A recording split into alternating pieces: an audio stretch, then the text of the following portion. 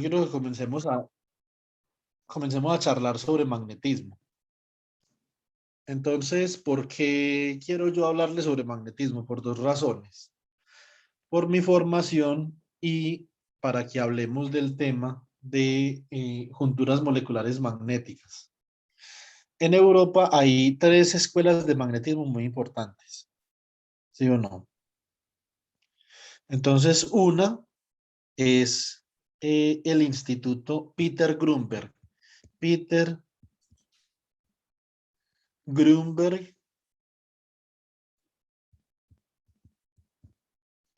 Institute, ¿cierto?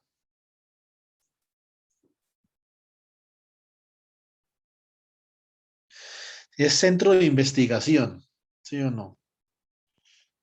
En Jülich.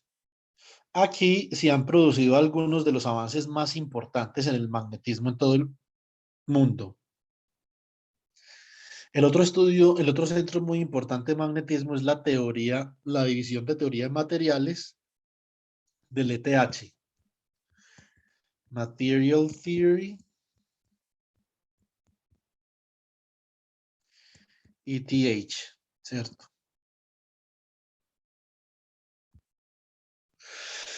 Aquí hay varias personas muy importantes en Material Theory del ETH, ¿sí o no? Pero sobre todo,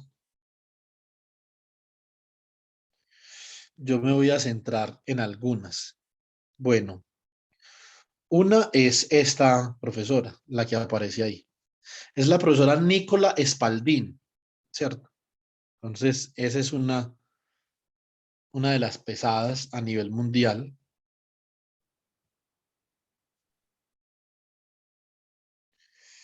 Eh, Más sin embargo, yo estoy pensando en un profesor específicamente. Vamos a ver si está acá o será que ya está definitivamente en Japón. Ve, mira Alexander acá. Este man estudió conmigo, este de gafitas de acá.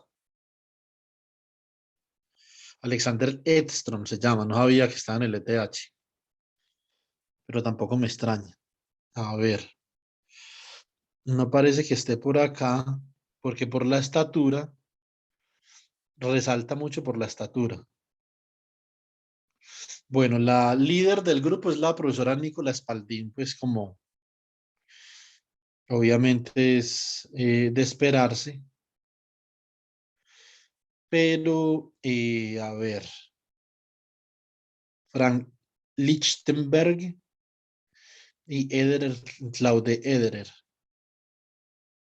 Y hay unos postdocs, a ver, pero ya no está acá Alexander como postdoc. Quién sabe si estará la lista completa, porque yo no veo, por ejemplo, a este profesor que estoy buscando. Este profesor es uno de los líderes, por ejemplo, de la superconductividad. No está. Pero entonces podemos buscar dónde está. Pero este es uno de los institutos, uno de los tres grandes de Europa. Sigrist Manfred. Manfred Sigrist.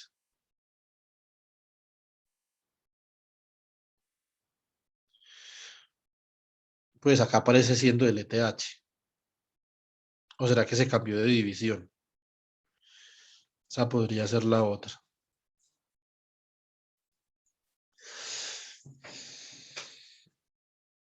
Ah, sí, está en el Instituto para Física Teórica, Institut für Theoretische Physik. Entonces, el profesor Manfred Sigrist es uno de los líderes a nivel mundial en magnetismo y en superconductividad a alta temperatura. Cuando yo lo conocía estaba en ETH, ¿cierto? Entonces no sé dónde estará ahora. Y el otro instituto es la división de teoría de materiales, Division of Material Theory.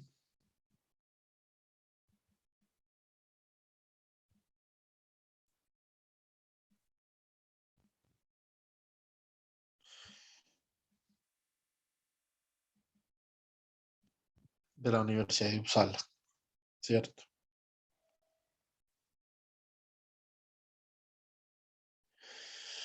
Material Theory, ¿sí o no? Entonces acá en teoría de materiales hay varias líneas de investigación, más sin embargo hay una supremamente fuerte, es muy pero muy fuerte, y es el magnetismo, ¿cierto? Entonces el profesor Biplav es uno de los exponentes importantes del magnetismo, pero no el más importante, ¿sí o no? Acá tenemos el más importante, es este de acá, es el profesor Ule Erickson.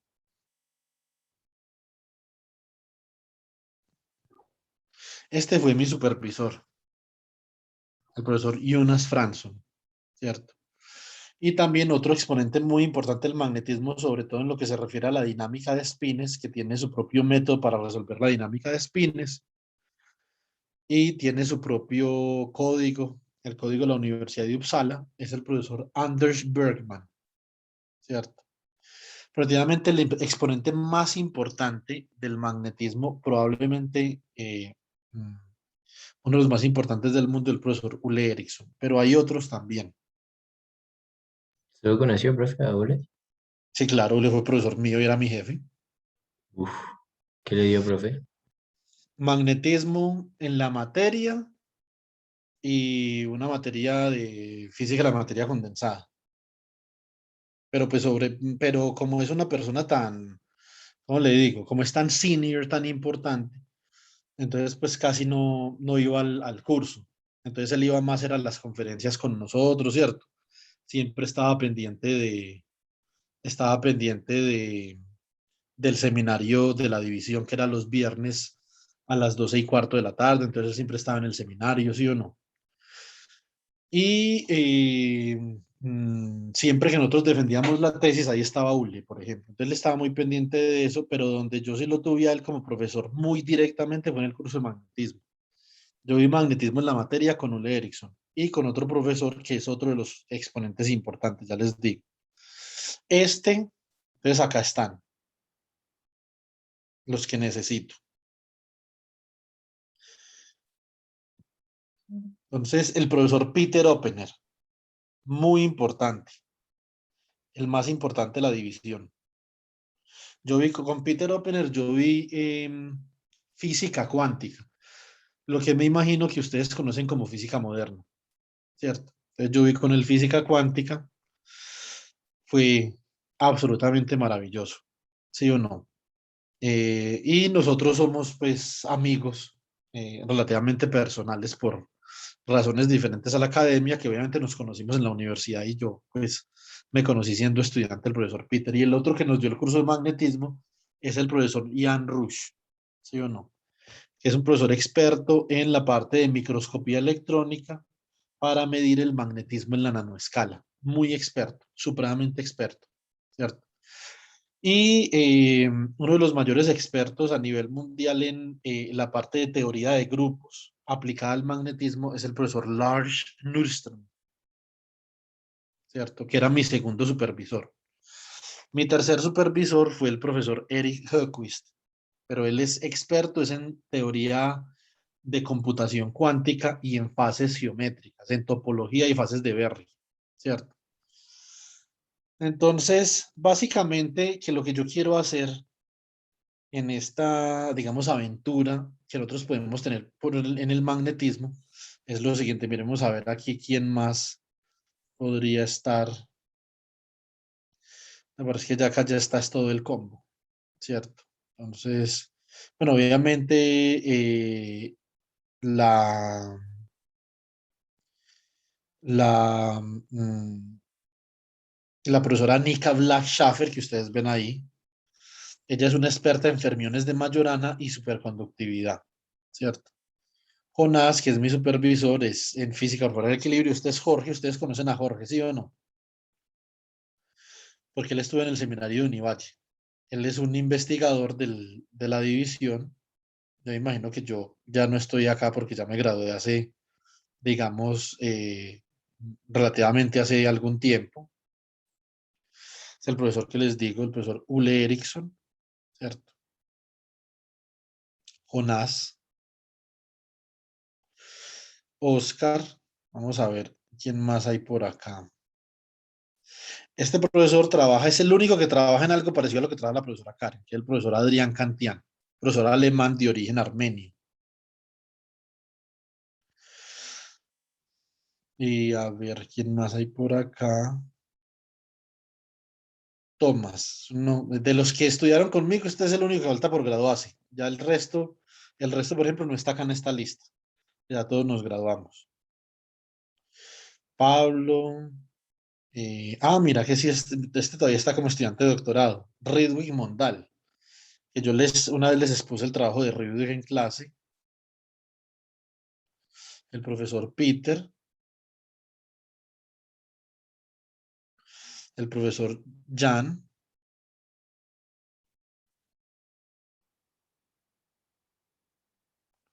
el profesor Altu, que ustedes se acuerdan de Altu, ¿sí o no? Que estuvo en el seminario también. Sí, Sí, el de la geometría. la forma. Ajá. Exactamente. Está el Muy, profesor Eric, muy cool. sí, Muy cool él y su, ¿cómo es que le decía? Isoforma. sí, él es una persona cool, bastante cool. Está Andreas, que es estudiante de doctorado, él era estudiante de maestría cuando yo era estudiante de doctorado y ahora ya es estudiante de doctorado. Y, y eso es todo. Entonces, en esta escuela, esta es una escuela particularmente interesante por no aprender magnetismo, ¿cierto? Es muy interesante.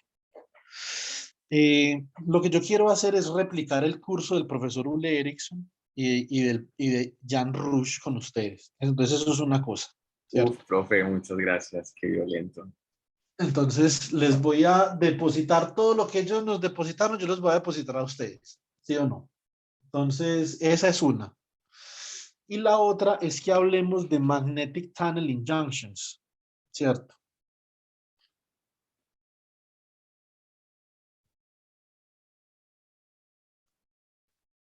Magnetic tunneling junctions.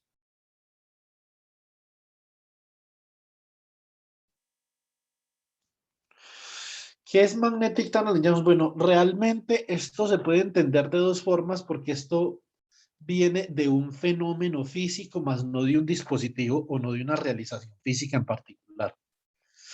Un magnetic tunneling junction básicamente es un sistema que permite que si usted tiene, por ejemplo, acá una barrera de potencial y digamos que usted tiene acá una banda para electrones con spin up, este es el nivel de Fermi, por ejemplo, EAP, Fermi up, y esta banda, digamos que está llena hasta determinado punto, ¿cierto?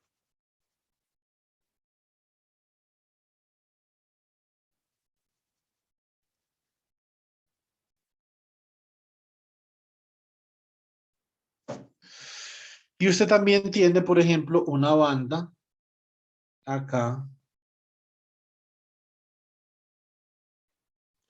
que es spin down. También está llena hasta determinado punto y esto es E de Fermi down. ¿Sí o no? ¿Qué es lo especial de esto? Por la segunda ley de la termodinámica, nosotros sabemos que la probabilidad para que un suceso ocurra depende de las configuraciones, del número posible de configuraciones, ¿cierto? Que tenga un sistema físico digamos, en una particular situación, una situación en particular. Acá, ¿de qué estamos hablando? De que es más probable debido a que el número o la densidad, por ejemplo, de electrones spin-up va a ser igual a la integral de cero o de, digamos, de menos infinito hasta E Fermi up de la densidad de estados up de omega diferencial de omega. Y en down va a ser igual a la integral entre menos infinito y E Fermi down de A down de omega diferencial de omega sobre 2pi. Acá me faltó el 2pi. ¿Qué tiene que pasar para que esos dos números sean diferentes? Para que esos dos números sean diferentes, tiene que pasar que los niveles de Fermi sean diferentes o que la densidad de estado sea diferente. Como ustedes pueden ver, acá hay más electrones spin up que spin down, ¿cierto? Por lo tanto, si nosotros definimos la magnetización como algo proporcional a la diferencia de electrones up menos down en un material, esto es diferente de cero para este caso. Supongamos que esta es una barrera de potencial, ¿cierto?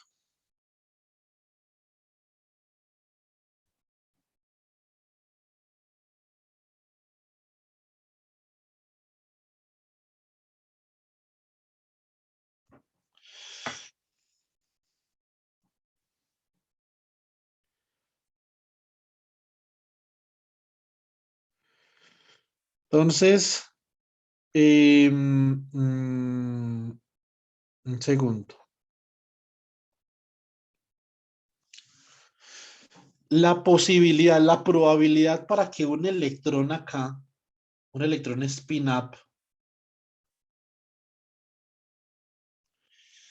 realice un efecto túnel a esta otra región de acá, que puede ser una molécula, puede ser otro metal, puede ser cualquier cosa. Esa probabilidad, esta probabilidad de tunneling para spin up va a ser mayor que la probabilidad de tunneling para spin down, sencillamente porque la densidad de electrones up es mayor, ¿sí o no? Solo por eso. Y resulta que acá se pueden definir cantidades muy interesantes como la magnetorresistencia. Magnetorresistencia, ¿cierto? Usted, por ejemplo, puede medir la corriente cuando usted tiene dos materiales magnéticos en paralelo, la resta a cuando tiene materiales magnéticos en antiparalelo y la divide por la suma, ¿cierto? Esto puede ser una forma de definir la magnetorresistencia. Esto fue premio Nobel. De hecho, Peter Grunberg se ganó el premio Nobel por esto, el de ese instituto que le acabé de mencionar. Premio Nobel 1980, 2007. Estoy confundiendo superconductividad de alta temperatura con esto. Y también Albert Fert y Peter Grunberg. Bueno, este fenómeno en el Pregunta, que, Wanda. dime, Ahí la magnetorresistencia, o sea, la corriente, cuando están en paralelo y antiparalelo, ¿cierto?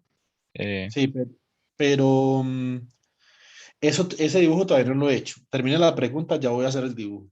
Ok, ¿Cierto? no, sí, era como una explicación un poco más, como cómo obtienen esa magnetorresistencia. Sí, entonces ya le voy a explicar. Ok, Listo. Bueno, eso puede ser con conductividad diferencial también, o sea, eso puede ser de varias formas. ¿Sí o no? Por ejemplo, yo a Joan Alexis lo voy a colocar a calcular magnetorresistencias, pero primero a fuerza de lápiz y papel. Y ya después, entonces, las metemos en el computador.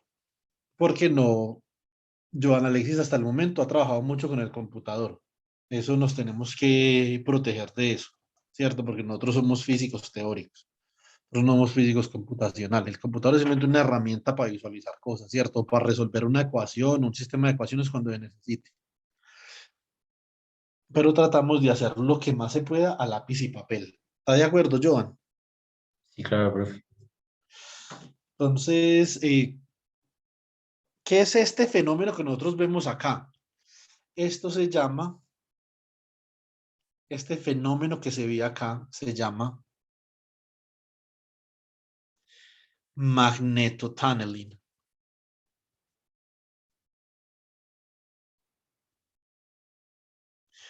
La forma como uno realice esto físicamente puede variar, ¿sí o no?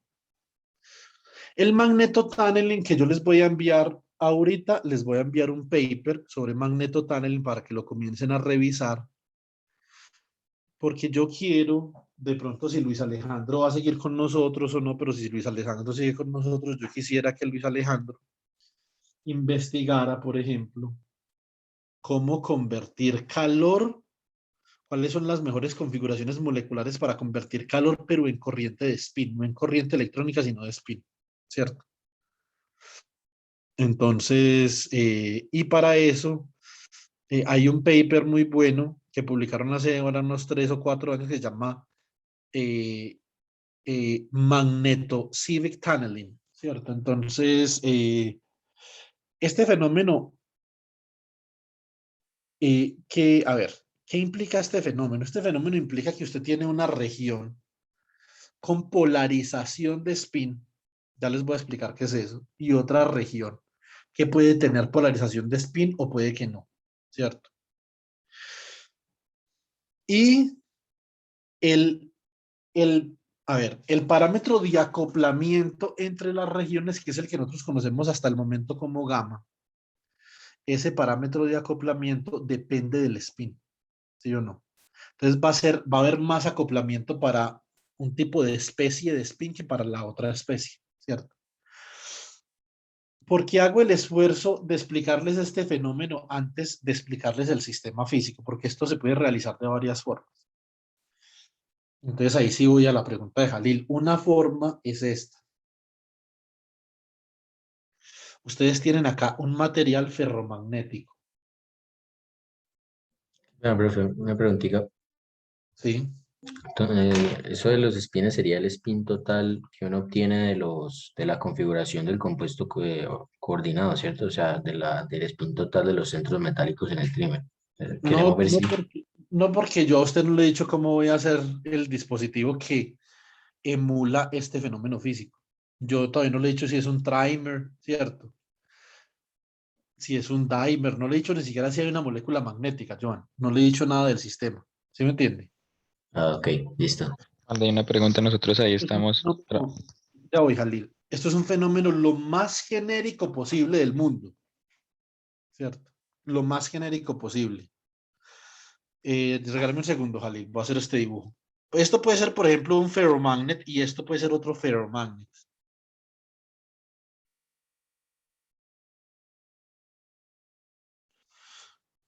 ¿Sí o no? Y resulta que este ferromagnet puede estar polarizado en dirección Z, porque como es un material ferromagnético, entonces obviamente idealmente sus espines están alineados en una dirección particular, ¿cierto? No alineados en cualquier dirección, porque obviamente eso sería un estado altamente simétrico y nosotros sabemos que el magnetismo surge como el rompimiento de una simetría, pero este ferromagnet de acá podría estar polarizado en dirección menos Z, ¿cierto?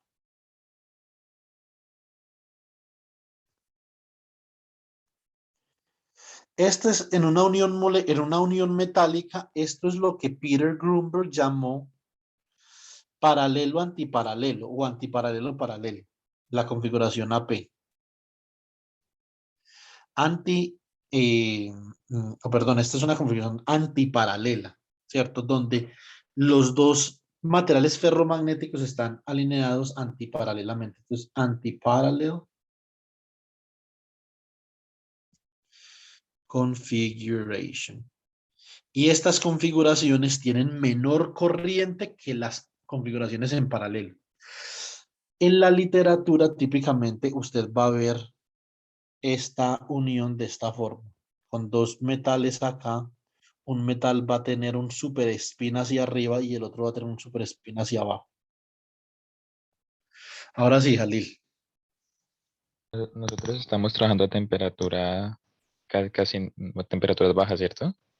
Sí. Ok. Por ejemplo, no hay que tener en cuenta el, el broadness de la función de Fermi alrededor. o se Sí, desprecian. sí, claro, porque obviamente eso determinaría, que eso es lo que vamos a ver precisamente mañana, creo yo que mañana ya llegamos ahí, eso determinaría, Jalil, el colapso del estado ferromagnético, o sea, el colapso de un estado de menor simetría a un estado de mayor simetría, que es el estado paramagnético. ¿Sí me entiende? Entonces, entre más broad sea la función de Fermi, ojo, entre más broad sea la función de Fermi, entonces ahí hay obviamente una complicación importante. Porque si la función de Fermi adquiere un broadening muy importante, puede que la diferencia entre funciones de Fermi up y down comience a ser más pequeña. Y entonces el magnetismo colapse, el estado ferromagnético comienza a colapsar. ¿Sí me explico? Ok, ok. Vamos a ver nosotros varias teorías. ¿Qué es lo que queremos hacer? Si nosotros vamos a trabajar una unión molecular que tiene esta configuración, pues obviamente lo más lógico sería que sería entender físicamente qué es lo que yo tengo cuando hablo de un material ferromagnético. Yo dije, no, es que es un material ferromagnético, ¿eso qué es? No, usted simplemente en el código cambia la polarización, le cambia el número de la polarización, así es como, entonces eso realmente tiene cero profundidad, ¿sí o no? Y así no es como nosotros trabajamos en el grupo.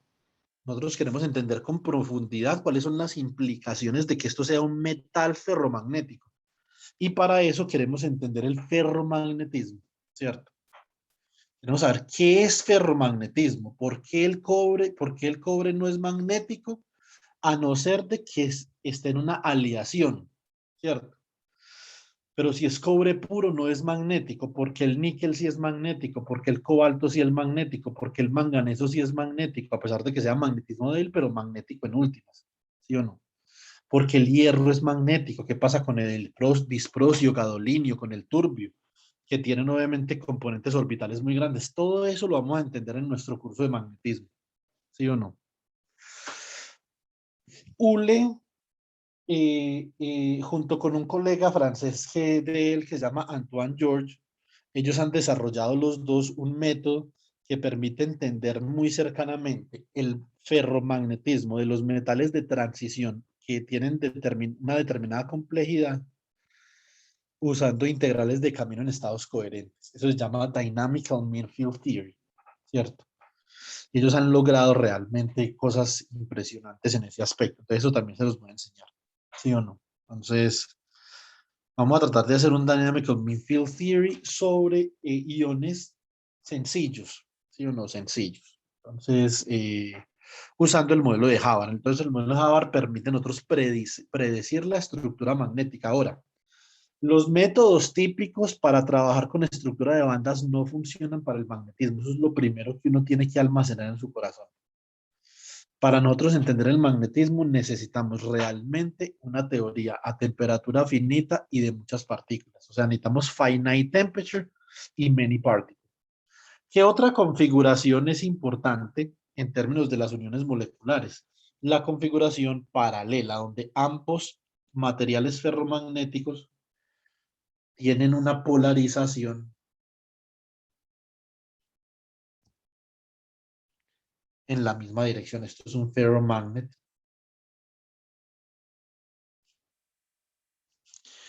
Y esto es un ferromagnet. ¿Sí o no? Muy bien.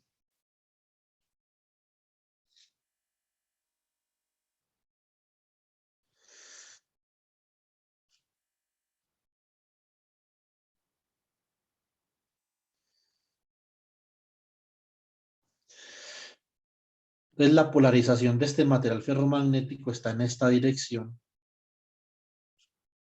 y de este otro está en esta otra.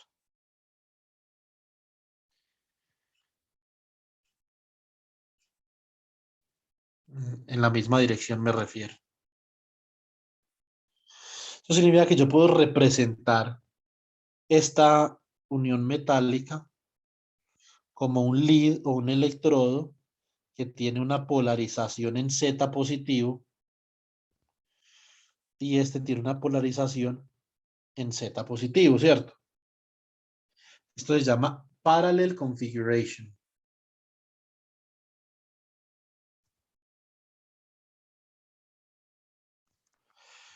Configuration. Ahora, Jalil, lo que usted me preguntaba ahorita. Por razones que serán evidentes más adelante cuando hablemos de magnetoresistencia realmente. La corriente acá, Jalil, pille pues, usted tiene una cantidad muy grande de electrones spin-up que van a hacer efecto túnel acá y una cantidad muy pequeña de spin-down. Y acá va a tener también una cantidad muy pequeña de spin-down que pueden hacer efecto tunneling o magnetotunneling al otro lead y acá una cantidad muy grande de electrones spin-up que pueden, este es left, right y right, que pueden hacer efecto túnel. Se cumple que gamma up left es mucho mayor que gamma down left y que gamma right up es mucho mayor que gamma right down.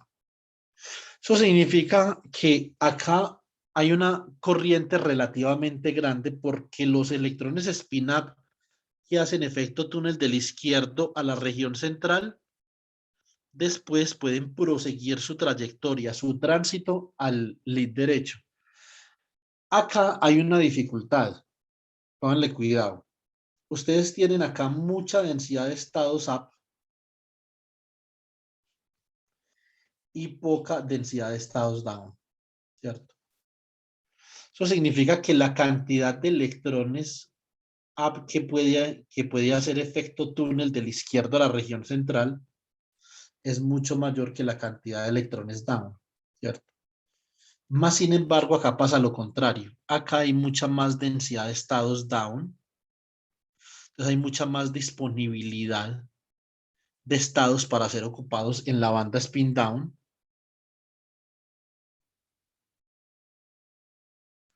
que en la banda spin up.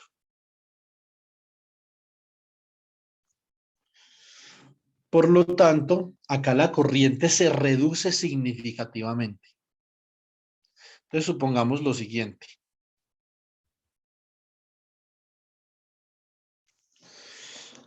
Acá pasan, por ejemplo, 5 electrones spin up y 1 spin down. ¿Sí o no? De esos 5 electrones spin up, como la probabilidad de efecto túnel con spin down es menor de la región central a la derecha, entonces solamente de estos 5 pasarán por ahí 2, ¿cierto? Este 1 tiene muy buena probabilidad de pasar, ¿cierto? Entonces sigue igual. Acá se reduce el número de electrones que pasan debido a la incompatibilidad entre densidades de estados para el mismo spin. Acá pasa lo contrario. Si acá pasan 5 electrones up, esos 5 electrones pueden tener muy buena posibilidad de también cruzar.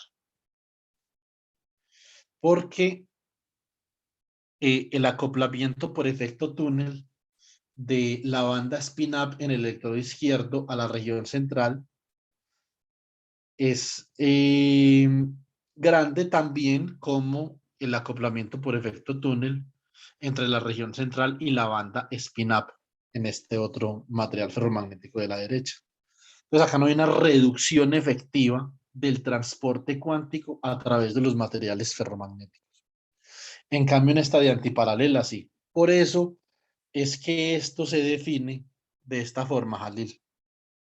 Resta usted las corrientes, siempre la corriente en paralelo va a ser mayor que la corriente en antiparalelo por la razón que le acabo de escribir. Y la diferencia de esas corrientes le dice a usted la unión metálica. Si usted puede invertir la magnetización de alguno de estos materiales ferromagnéticos, uno puede hacer procesos de inversión de magnetización. Pues que estudia la dinámica de la magnetización, porque la magnetización de este material ferromagnético puede cambiar en el tiempo. Y usted puede convertir este material ferromagnético en un material paramagnético y también puede invertir el sentido de su magnetización. ¿Sí o no? Se puede hacer con campos ópticos, con campos magnéticos externos, etc. Entonces, por eso Jalil se define la magnetorresistencia de esta forma. Lo que hizo Peter Grunberg y Albert Fer es que descubrieron un tipo de materiales donde esa magnetorresistencia es supremamente grande. Donde hay una diferencia sustancial entre up-up y up-down. ¿Sí o no?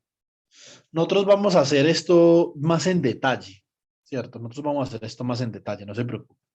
Simplemente les estoy dando como un abrebocas al por qué dentro de nuestro grupo de investigación es pertinente estudiar el fenómeno del magnetismo.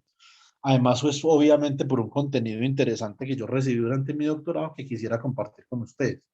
Pero contextualizando esto dentro de lo que nosotros hacemos en nuestro grupo de investigación o dentro de nuestra unidad, porque el grupo es el grupo de física teórica del estado sólido, pero nosotros tenemos nuestra unidad de transporte cuántico. Dentro de nuestra unidad, ¿por qué es importante este tema particular del magnetismo? Que queremos entender por qué diferentes manifestaciones del magnetismo de esos metales dan origen a diferentes perfiles de transporte cuántico a través de esas uniones. ¿Sí o no? Ahora vamos a otro tipo de realización. Estamos hablando todavía de este efecto, de magnetotunneling effect, ¿cierto? Muy bien. Vamos Profe, a... Dime. preguntaba si entonces era pertinente preguntarse si la configuración antiparalela tenía fluctuaciones de la densidad de spin más susceptibles a la temperatura, pues por el hecho de que tenga una realización antiparalela. ¿Tiene una realización qué? Antiparalela, o sea que lo que sucede en el sentido de que pues cuando tengo spin up de la izquierda yendo hacia la derecha, por pues la incompatibilidad hay como menos, hay una densidad de spin más variable, por así decirlo, no sé si tenía esa idea. Pues menor. O sea, usted tiene acá, digamos que usted tiene acá una cantidad de estados electrónicos disponibles para conducción, ¿cierto? Pero a no ser de que usted aquí tenga un proceso de spin flip, o sea, que invierte el spin, todos los estados que están acá ocupados y que debido a la aplicación de un voltaje o una temperatura se van a comenzar a mover a través de la región central, esos estados deben de ocupar esta banda spin up. No pueden ocupar la banda spin down, ¿cierto? Y si el número de estados, del número de vacancias en esta densidad de estados, no es suficiente para albergar todos estos estados que estaban ocupados y se están moviendo a través de la unión, entonces la corriente va a disminuir. Porque para poder que haya corriente tiene que haber disponibilidad de estados. ¿Sí me explico? Ok, Esa es la explicación. Acá, antes al revés, hay muchos estados, hay muy pocos estados ocupados que se van a desplazar hacia estas vacancias que pueden ser muchas. Entonces acá no va a haber el problema de reducción de corriente. El problema es cuando usted va de una especie con muchos estados ocupados a que en el otro material ferromagnético esa misma especie tenga asociadas pocas vacancias para ocupar. ¿Sí me entiendes, Joan? ok. Pero ¿hay alguna conclusión particular de lo que sucede con la temperatura y ese efecto en este caso particular? Pues a ver, la primera conclusión obvia, que es la de Pierre Curie, es que el magnetismo comienza a colapsar. Es decir, cuando usted comienza a aumentar la temperatura, muchos de los electrones, las bandas se comienzan, o sea, la parte de ocupada y no ocupada se comienza a traslapar. Usted tiene una función de Fermi. Usted tiene la función de Fermi y a temperaturas bajas es como un, un step. Esto significa que todo esto está ocupado y por encima un valor de energía, de potencial químico, ¿cierto? Y por encima de este valor, un valor de energía por encima de este potencial químico, entonces va a ser obviamente que parte de esos electrones que estaban en la banda de valencia obviamente transiten a la banda de conducción de esta forma.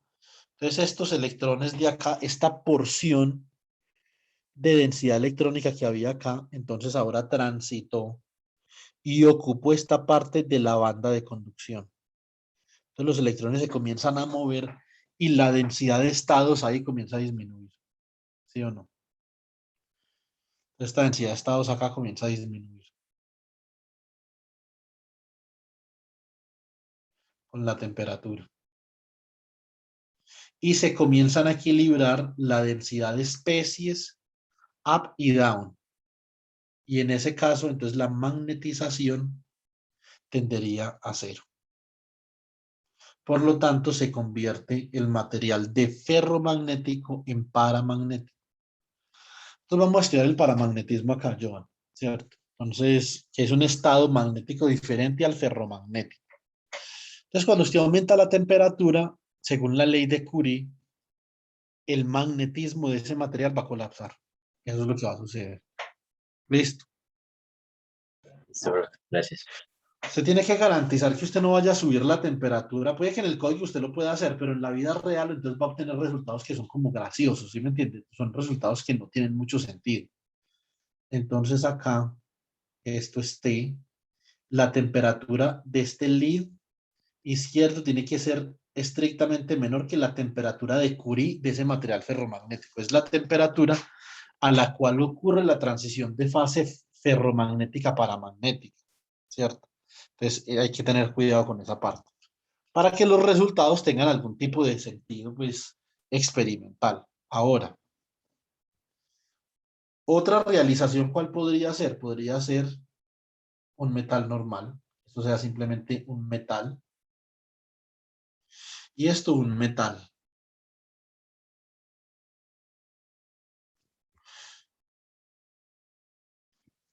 ¿Sí o no?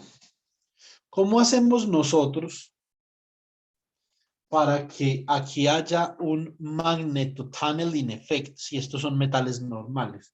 Entonces, obviamente, la densidad de estados, ¿qué caracteriza un metal normal? Que la banda para electrones spin-up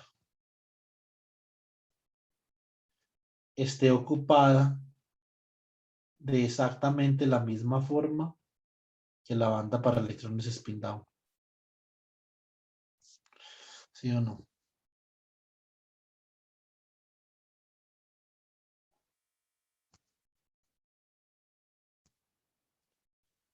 Tener la misma fracción de ocupación.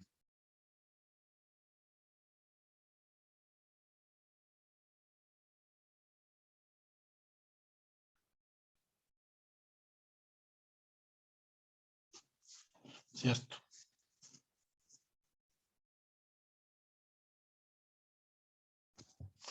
Bueno, muy bien.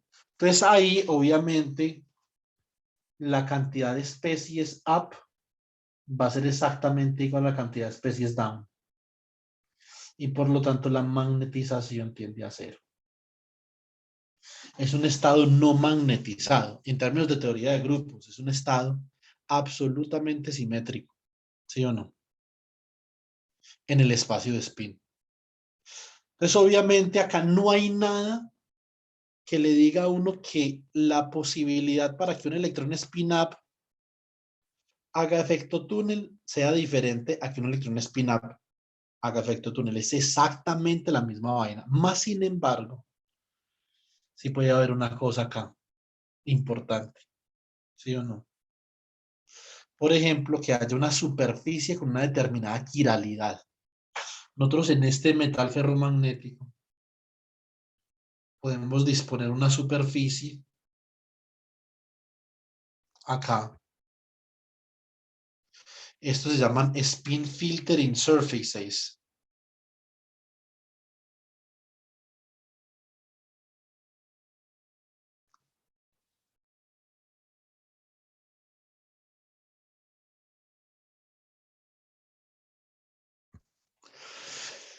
Esa superficie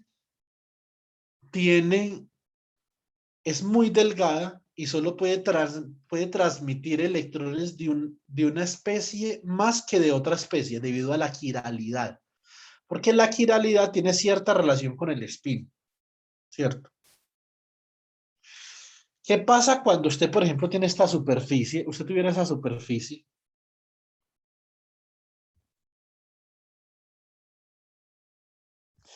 Vamos a hacer un experimento aquí en papel. Nosotros tenemos esta superficie de acá.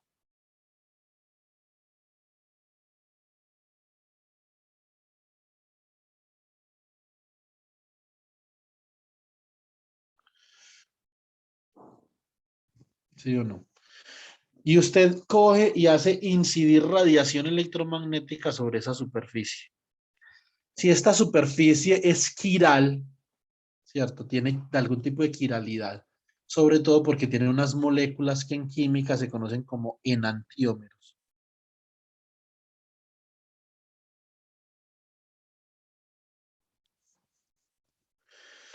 Resulta que esta radiación electromagnética puede tener polarización de este tipo, puede tener polarización. Acá como está, esta es polarización hacia, sería hacia la derecha o puede tener una polarización hacia la izquierda, ¿sí o no? Son los dos tipos de luz con polarización circular. Dependiendo de la polarización, si esto obviamente, esta luz fuera transmitida a lo largo de esta línea,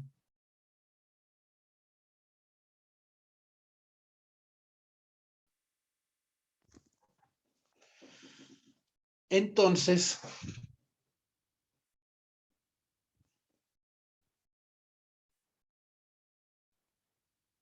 si tiene polarización, por ejemplo, right hand, entonces la luz, el reflejo de la luz, bueno, la transmisión de la luz, se va a hacer un tiltness, se va a desviar de la línea en blanco.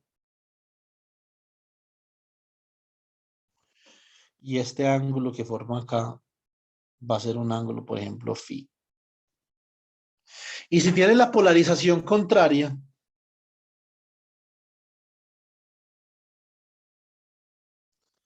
se va a desviar en esta dirección.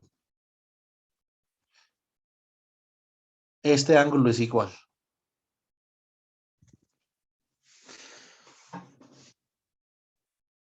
Esto se llama, esto tiene un nombre. Esto se llama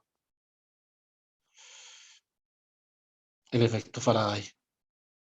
Faraday Kerr Effect.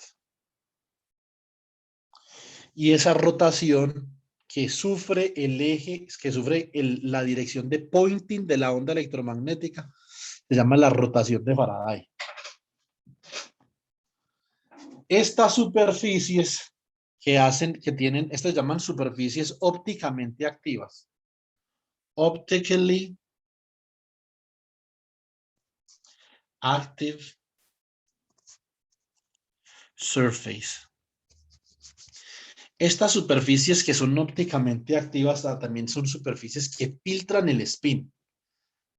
Así como que hay una rotación, solamente los spins que tienen una determinada polarización van a pasar. Los que no tienen esa polarización, se les va a hacer más difícil pasar, ¿cierto?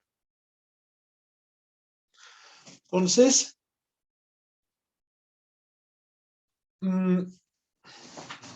esta superficie de acá puede filtrar spins. Así esos metales sean simplemente metales ordinarios sin magnetismo alguno. Esa superficie va a filtrar los spins de forma tal que va a haber un coupling gamma up left diferente de gamma right down, ¿cierto? Va a ser diferente, perdón, gamma left down.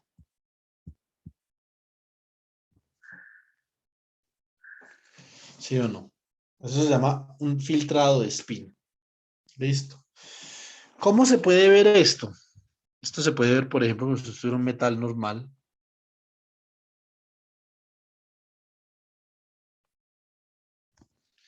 El proceso mediante el cual los electrones pasan a través de esa superficie se puede ver como un proceso de scattering de spin. Hay unos electrones que van a hacer spin scattering y ese spin scattering va a reducir la probabilidad para que los electrones de determinada especie pasen. Eso se puede hacer con una molécula acá que tenga un spin. Esto puede ser un modelo.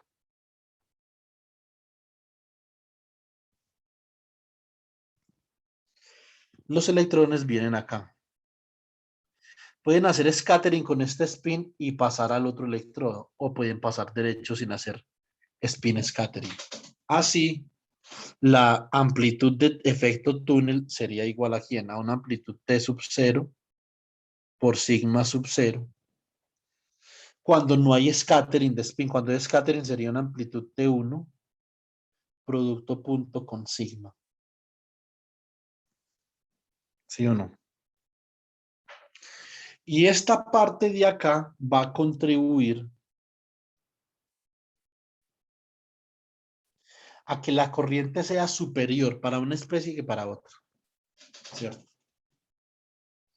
Entonces, este es un punto importante. Entonces, esa forma de estudiar uniones moleculares, Joan, no es otra cosa que también nosotros estudiar los efectos de filtrado de spin a través del scattering con el spin de la región central, con esos centros metálicos. ¿Sí me explico? Listo, bro. Para terminar, hablemos de la polarización. La polarización de spin, muy sencillo. Consideremos que gamma es una matriz. Consideremos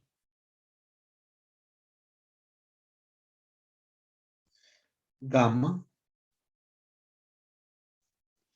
igual a alfa 0, 0, beta. ¿Cierto? Muy bien. Vamos a hacer una cosa acá con esta matriz. Sacamos un tratamiento.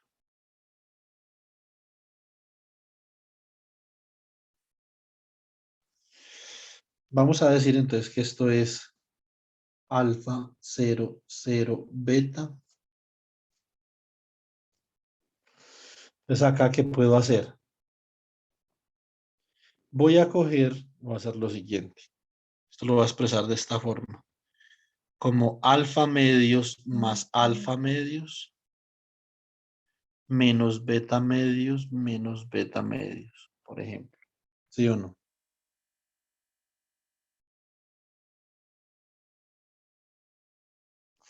O sencillamente puede ser como algo así. A ver.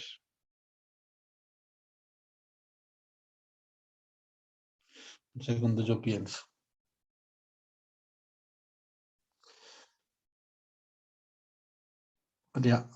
Esto sería alfa más beta medios. Y aquí sería alfa menos beta medios. Entonces yo podría hacer esto. Espera un segundo, chicos. Yo podría decir que este alfa de acá. A ver.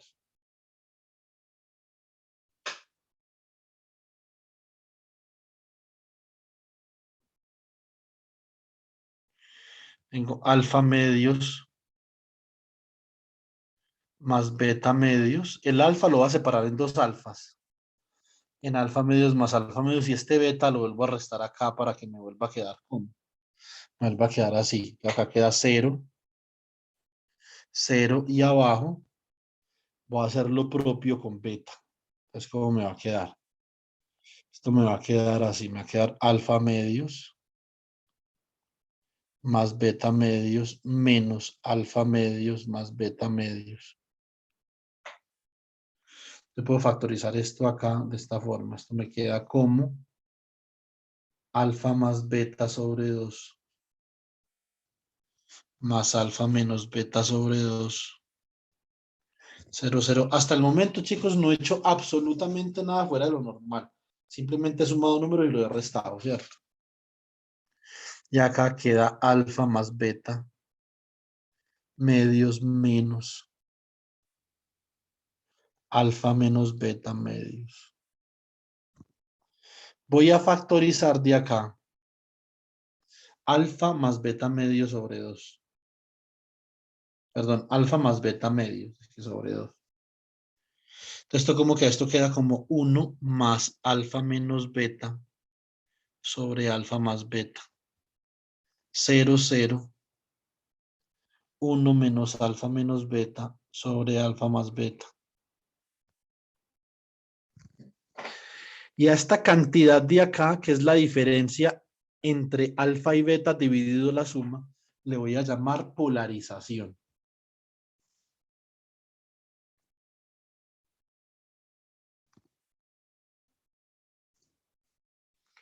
O sea que ¿cómo queda esto? Esto queda como alfa más beta sobre 2 que multiplica a 1 más la polarización 0, 0, 1 menos la polarización. La polarización me va a decir a mí qué tan bueno es particularmente un material ferromagnético. ¿Qué tan magnético es? ¿Cierto? ¿Qué tan magnético es? Entonces, por ejemplo, si esto llamémoslo, no lo llamemos, porque es que esto en los papers míos yo lo llamo Rho, para que no vayan a confundir. Esto es Rho y esto es Rho, ¿cierto? Entonces, esto es Rho acá y esto es Rho. Rho, esto es 0 menor o igual que Rho, menor o igual que 1, pero típicamente Rho es del orden máximo de 0.45. Muy bien. Entonces, básicamente nosotros miramos esta matriz de acoplamiento. Esto de acá sería gamma, por ejemplo, up, y esto sería de acá gamma down. ¿Sí o no? Muy bien.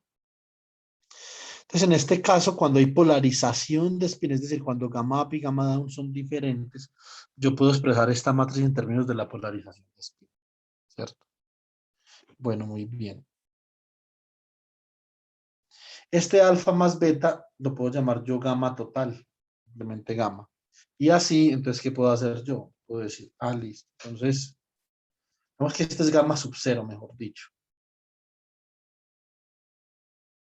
Entonces, la matriz gamma es igual a gamma sub 0 sobre 2, que simplemente es la suma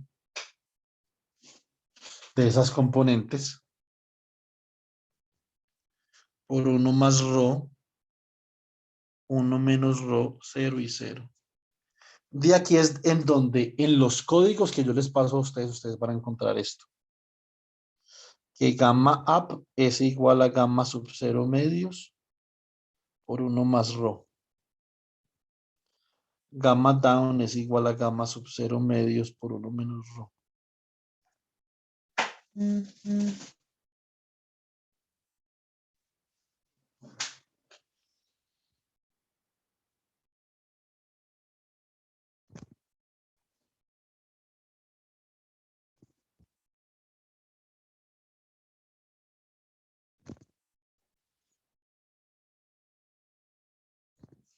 Muy bien.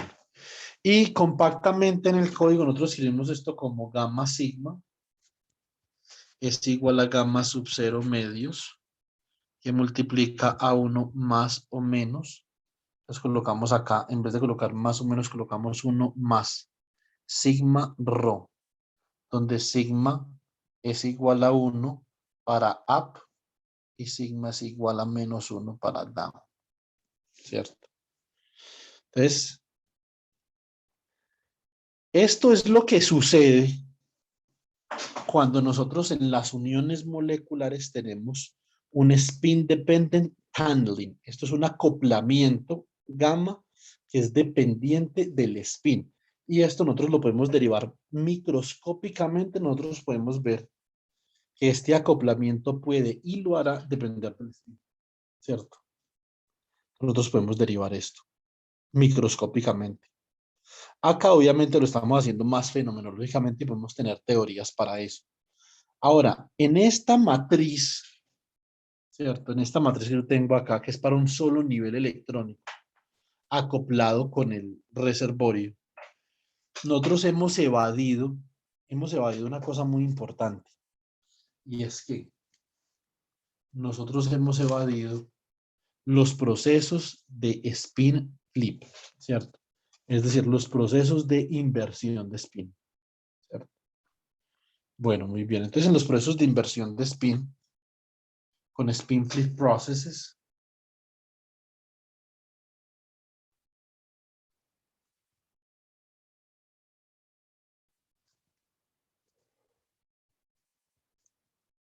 ahora esa matriz gamma se va a poder escribir de esta forma, como alfa más beta sobre 2, que multiplica a 1 más la polarización ρ en dirección Z por la polarización en dirección X menos Y por la polarización en dirección Y sobre polarización en X más Y polarización en dirección Y por 1 menos la polarización en dirección Z. ¿Cierto? Entonces, eso es lo que a nosotros nos faltaría si nosotros quisiéramos incluir procesos de inversión del spin. ¿Cierto? Si queremos hacer procesos de inversión del spin, entonces esto es realmente lo que nos toca hacer. ¿Sí o no? Ahora, si nosotros utilizamos estados corrientes de spin, con esto podemos escribir la matriz densidad también en términos de estas ROS de acá. Típicamente, ¿qué es lo que nosotros tenemos en las uniones moleculares nuestras? Estos términos de acá surgen, por ejemplo, de el spin orbit. Los de acá también. En ausencia de spin orbit, esto es cero y nosotros volvemos al caso original, ¿cierto? En ese caso, nosotros solamente tenemos polarización en dirección Z. Listo. Ahora, para nosotros poder entender por qué una polarización es más grande que la otra, qué efectos tiene la densidad de estados, ¿cierto? ¿Qué efecto tiene que la placa metálica sea un material ferromagnético, paramagnético, que sea un superconductor, que es un material diamagnético perfecto? Para eso tenemos que entender bien el fenómeno del magnetismo. Muy bien. Listo. Y en unas pocas clases, la ventaja con esto es que en unas pocas clases yo les voy a enseñar lo más importante y trascendental para uno entender esto, ¿cierto? Hay otras teorías y que se siguen estudiando, es cierto. El ferromagnetismo sigue siendo un fenómeno que es un libro abierto. Pero ya hay muchas teorías que nos permiten entender por qué un material particular es ferromagnético y por qué no. ¿Sí o no? Entonces vamos a comenzar la próxima clase con lo que llamamos la teoría de Langevin para el diamagnetismo. ¿Listo? Entonces, y obviamente vamos a comenzar también discutiendo que el magnetismo debe de ser un fenómeno cuántico. Magnetismo en la escala clásica no emerge. ¿Qué es el magnetismo? El magnetismo básicamente está caracterizado por la magnetización.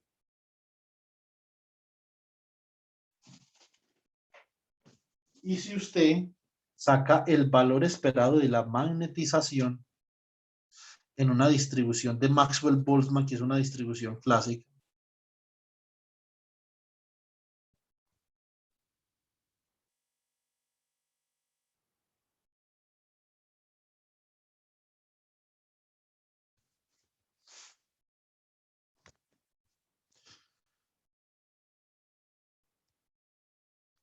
es a la menos beta H MDR, ¿cierto? Esto da cero. Esto se llama el teorema de von Leuven.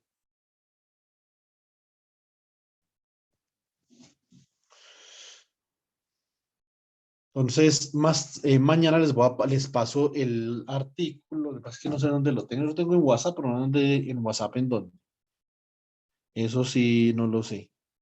Eh, pero muy posiblemente, por ejemplo, si buscamos Quantum Mechanics, yo tenga el artículo de Johanna Hendrika von Leuven.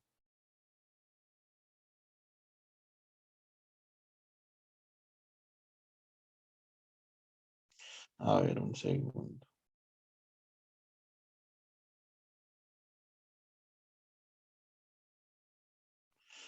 Y continuous translation, Sakura, perturbativa, dinámica, Heisenberg. No está, pero de pronto en electrodinámica sí. Para la parte de materiales magnéticos.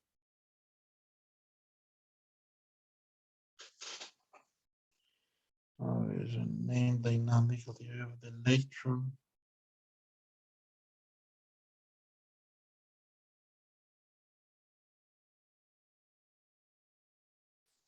Ahí ganó. A ver, yo pienso.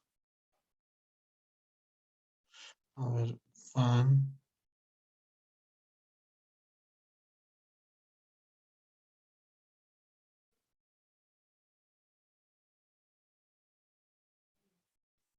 A ver, venga, porque no tendré yo ese paper.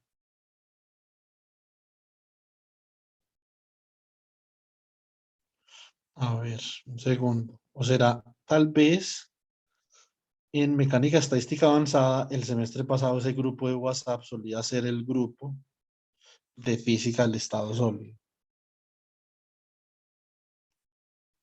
A ver.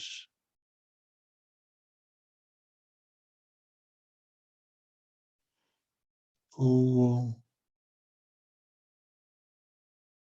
No. Bueno, no sé dónde está el paper de Johanna Hendrika von Leuven, pero yo lo busco para que ustedes lo puedan leer, donde se demuestra que para que el promedio, el valor esperado de la magnetización de diferente de cero, tiene que ser calculado sobre un ensamble canónico cuántico, no clásico. Por lo tanto, los hamiltonianos clásicos no generan una magnetización finita. Ergo, el magnetismo es un fenómeno netamente cuántico, ¿cierto? Y entonces vamos a hacer una cosa mañana muy sencilla. Vamos a partir de la ecuación de Schrödinger, por ejemplo. ¿Sí o no? Vamos a partir de la ecuación de Schrödinger de esta forma. Creo que esto todavía aguanta.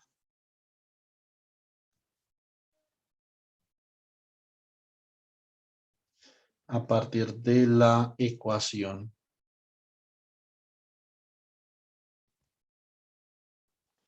de Schrödinger, entonces nosotros obtenemos lo siguiente. Menos h barra al cuadrado sobre 2m laplaciano. Hagamos una cosa mejor. Vamos a hacer esto. Si llamo esto de esta forma, Hamiltoniano. Recuerden que en la ecuación de Schrödinger el Hamiltoniano ya no es un operador, ¿cierto? Yo les expliqué a ustedes varias veces y en el curso de mecánica cuántica de muchos cuerpos lo expliqué muy bien. Esto ya es simplemente una función, ¿sí o no? Entonces esto es igual a P al cuadrado sobre 12, ¿sí o no? Más el potencial V de R, y esto se puede representar ese momento realmente a lo que es el significado en el espacio de Hilbert de ese momento son los elementos matriciales del momento, ¿sí o no? Del operador momento. Y acá entonces, ¿qué es lo que se hace? Si yo quiero saber cómo interactúa un electrón particularmente con un campo electromagnético, hago esta siguiente traslación al momento canónico como P menos la carga del electrón por el potencial vectorial.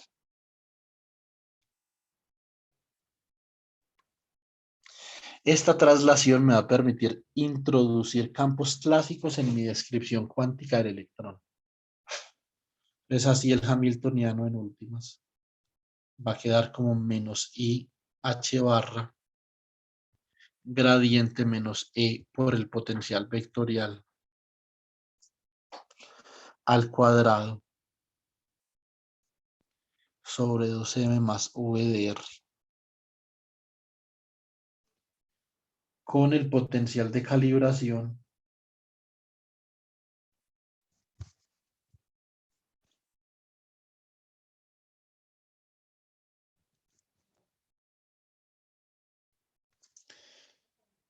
dado por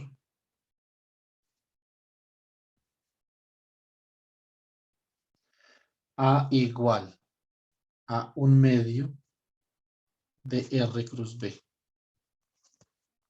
Y esto nos da, ¿cierto? Si nosotros elegimos el campo magnético con el que está interactuando ese electrón, lo podemos elegir B como B sub 0 en dirección K. Entonces, ¿esto cómo nos va a dar? Esto nos va a dar algo como menos B sub 0 sobre 2 y multiplica Y a X y a 0. ¿Sí o no? Muy bien.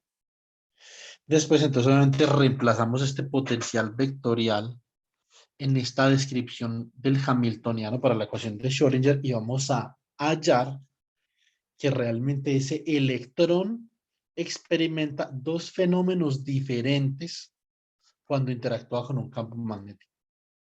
Y un fenómeno depende del campo y el otro no, ¿cierto? Entonces la susceptibilidad magnética, mejor dicho, de uno de los fenómenos depende del campo. La susceptibilidad magnética del otro no depende del campo. Y a esos dos fenómenos que podemos predecir con la ecuación de Schrödinger les vamos a llamar el fenómeno paramagnético y el fenómeno diamagnético, ¿cierto? Y vamos a ver que ambas susceptibilidades difieren no solamente en magnitud, sino también en signo y en dependencia con el campo, ¿cierto? El paramagnetismo va a ser independiente del campo magnético y el diamagnetismo va a depender del campo magnético.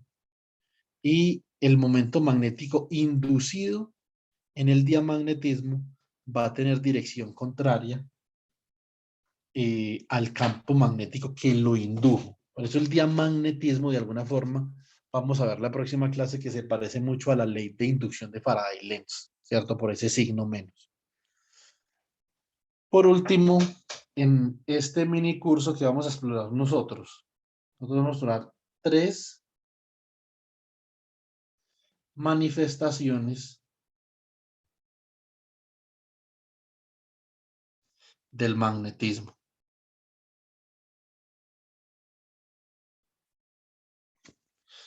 Vamos a explorar el diamagnetismo.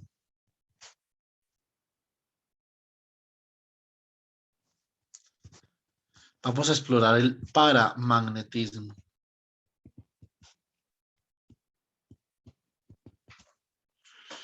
Y vamos a explorar el ferromagnetismo.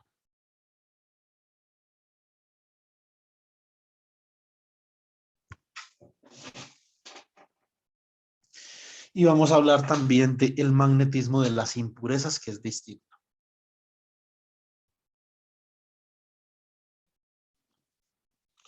Magnetismo de las impurezas. Listo. Bueno, chicos, muy bien. Nos vemos mañana por la noche, chicos, listo. Uy, profe, yo sé que usted está cansadito, pero ¿me puede Listo, profe. regalar 5 minutos? ¿Para qué es? Pues se suponía que nos íbamos Sí, yo sé, a... pero parte de eso es esta presentación. ¿Sí me entiende? Ok. Igual yo revisé lo de Stoner del libro de Fuchsian que usted me sugirió, profe. Bueno, de eso hablamos mañana, pero acá ya llevamos una buena parte de cosas. Yo lo hice para la motivación a todo esto, entonces hice una buena parte de cosas para que podamos hablar de el origen de la interacción de Jalosinski-Morilla en este tipo de sistemas. ¿Sí me entiende? Ok. Muchas gracias, profesor. Sí. Entonces, mañana, a ver. Mañana nos vemos a las 6. Sí, mañana nos vemos a las 6 de la mañana en la clase de mecánica estadística. Mañana, sí, solamente es... eh, mm, a ver, mañana, solamente es a las 6 de la mañana por mañana, porque mañana llega Juan Diego y Daniela a las 3 y los tengo que ir a recoger, ¿sí o no? Entonces no es pues que el horario de mecánica estadística haya cambiado ni mucho menos. Simplemente es a esa No, hora mañana. el profesor ¿Sí? no nos odia tanto. ¿Qué pena, a las 3 dijo? ¿A las 6? ¿Qué A las pena? 6 de la A las 6 mañana. de la mañana, solamente por mañana. Ah, listo. Yo tengo que llevar a mi mamá a Pueblo Pance por mi abuelo y tengo que madrugar más o menos a esa hora. No voy a poder asistir, No, profesor. no. Sin embargo, queda el video. Y otra cosita, profe, ¿cómo les fue hoy? Bien, hoy hicimos un repaso sobre el lagrangiano. Entonces, pues no creo que se haya perdido gran cosa. ¿Sí me Ah, no, entiendes? no El hicieron profesor hizo Rutherford. no, el profesor hizo el péndulo doble y mañana la dispersión de Rutherford. Exactamente. Listo. Mañana vamos a hacer dispersión. Bueno, Como para listo, hacer listo. un repaso para que cuando estemos hablando de factor de parámetro de impacto, sección efectiva del scattering, como que eh, mm, estemos en la misma página, pues, ¿sí me explico? Ok.